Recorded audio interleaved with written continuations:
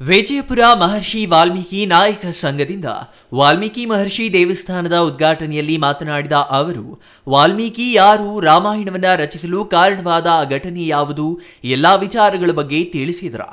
ಮಹರ್ಷಿ ವಾಲ್ಮೀಕಿಯ ರಾಮಾಯಣ ಯಾರೋದಿದ್ದಾರೆ ಅಂತಿ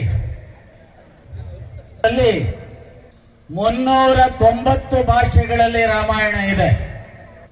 ರಾಮಾಯಣದಲ್ಲಿ 7 ಕಾಂಡಗಳು, 600 ಸರ್ಗಗಳು, 24,000 ಶ್ಲೋಕಗಳಿದ್ದಾವೆ.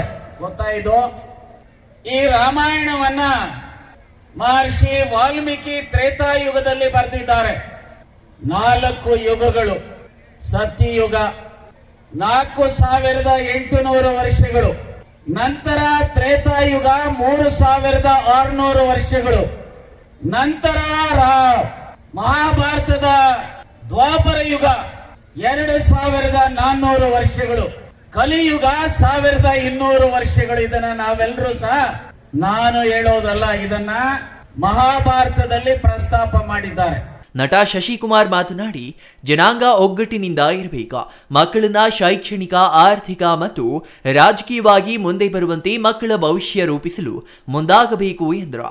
ಕಾರ್ಯಕ್ರಮದಲ್ಲಿ ರಾಜನಹಳ್ಳಿ ಗುರುಪೀಠಾಧ್ಯಕ್ಷ ಪರಮಪೂಜ್ಯ ಜಗದ್ಗುರು ಪ್ರಸನ್ನಾನಂದಪುರಿ ಸ್ವಾಮೀಜಿಗಳು ಸಾನ್ನಿಧ್ಯ ವಹಿಸಿದ್ರ. ಪುರಸಭಾ ಅಧ್ಯಕ್ಷೆ ವಿಮಲಾ ಬಸವರಾಜ್, ಉಪಾಧ್ಯಕ್ಷ ಕೇಶವಪ್ಪ, ವಾಲ್ಮೀಕಿ ನಾಯಕ ಸಂಘದ ವಿಜಯಪುರ ಟೌನ್ ಅಧ್ಯಕ್ಷ ಶ್ರೀರಾಮಪ್ಪ, ತಾಲೂಕು ವಾಲ್ಮೀಕಿ ಸಂಘದ ನಾಗೇಶ್ ಬಾಬು, ಸಂಪತ್ ಕುಮಾರ್, ವೇಣುಗೋಪಾಲ್, ಗುತ್ತಿಗೆದಾರ ರವೀಶ್ ಮತ್ತು ಪ್ರಶಾಂತ್, ವಿಜಯಪುರದ ಅಂದಾನಿ ಮಠನ್ ರಮೇಶ್, ಮುನಿದಾಸಪ್ಪ ಇನ್ನೂ ಹಲವರು ಹಾಜರಿದ್ರ.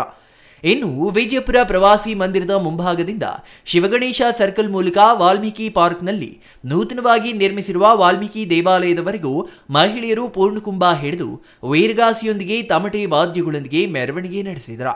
Satish Kumar, CTV news, Vijayapura.